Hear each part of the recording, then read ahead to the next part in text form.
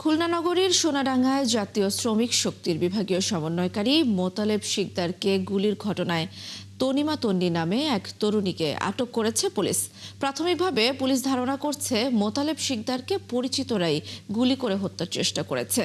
সোমবার রাতে পুলিশ জানায়, সিসিটিভি ফুটেজ যাচাই করে বিকেলে টুটপাড়া থেকে তন্নিকে আটক করা হয়। সে যুবশক্তি জেলা শাখার যুগ্ম সদস্য সচিব। তাকে নগরীর সোনাডাঙ্গা থানায় রেখে জিজ্ঞাসাবাদ করা হচ্ছে। ঘটনার পর নগরীর মজিদ সরণির এলাকা থেকে মোতালেবের ব্যবহৃত গাড়ি আলামত হিসেবে জব্দ করা হয়েছে। ঘটনাস্থল থেকে গুলির খোসা ও অসঙ্গতিপূর্ণ বেশ কিছু দ্রব্য উদ্ধার করেছে পুলিশ। এদিকে মোতালেবের ওপর সন্ত্রাসী হামলার ঘটনার সুষ্ঠু ও নিরপেক্ষ তদন্তের দাবি করেছে জাতীয় শ্রমিক শক্তির কেন্দ্রীয় কমিটি। এক প্রেস বিজ্ঞপ্তিতে সংগঠনটি জানায়, সংগঠনের পক্ষ থেকে ঘটনা তদন্তে একটি তদন্ত কমিটি গঠন করা হয়েছে। এ বিষয়ে বিস্তারিত জানাতে আমাদের সাথে যুক্ত হচ্ছেন সহকর্মী রাজু হাওলাদার। রাজু, গুলিবিদ্ধ এনসিপি নেতার বর্তমান শারীরিক পরিস্থিতি কি? এই ঘটনায় এখন পর্যন্ত কাউকে আটক করা হয়েছে কিনা জানাবেন আমাদের। গুলিবিদ্ধ মোতালেব শেখ খুলনা মেডিকেল কলেজ হাসপাতালে রয়েছেন গতকালকে থেকেই। গুলিবিদ্ধ হওয়ার পর থেকেই তিনি বর্তমানে আশঙ্কা মুক্ত রয়েছেন এবং আমি সেখানেই বর্তমানে অবস্থান করছি। চিকিৎসারত ডক্টর বলেছেন যে তিনি বর্তমানে মোটামুটি ভালো আছেন এবং আশঙ্কা মুক্ত রয়েছেন। এবং গতকালকে আপনারা শুনেছেন যে তনিমা তন্নি নামে একজনকে আটক করা হয়েছিল, যার ভাড়া বাড়িতেই এই ঘটনাটা ঘটে, গুলির ঘটনা ঘটে। পুলিশ বলেছে যে নিজেদের কোন্দলের মাধ্যমেই এই গুলির ঘটনা ঘটেছে, দলীয় কোনো বিষয় এখানে নেই।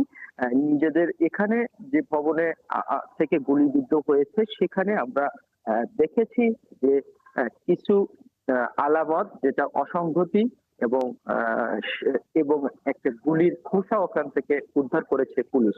এবং পুলিশ জানিয়েছে যে নিজেদের ভিতরে কোনো কোন্দল থাকতে পারে, তার জন্যই এই ঘটনাটা ঘটে। এবং যে মোতালেব শেখ তিনি রাজনৈতিক সংগঠনের সাথে জড়িত ছিল এবং আরো অন্য কোনো কাজে জড়িত থাকতে পারে, তার জন্যই করছে। পুলিশ জানিয়েছে যে এই ঘটনার পরিপ্রেক্ষিতে কারা কারা জড়িত থাকতে পারে তনিমা তন্নি সহ পুলিশ খতিয়ে দেখছে। গতকাল এগুলি জানাজানি হওয়ার পরে তনিমা তন্নি পলাতক থাকেন।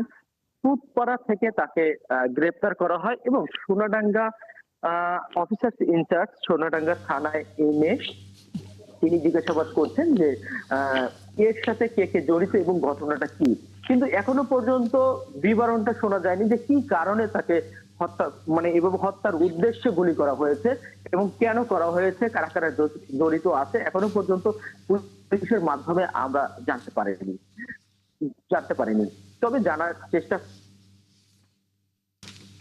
এবং ধন্যবাদ রাজু। দর্শক, আমরা সরাসরি যুক্ত ছিলাম খুলনা থেকে।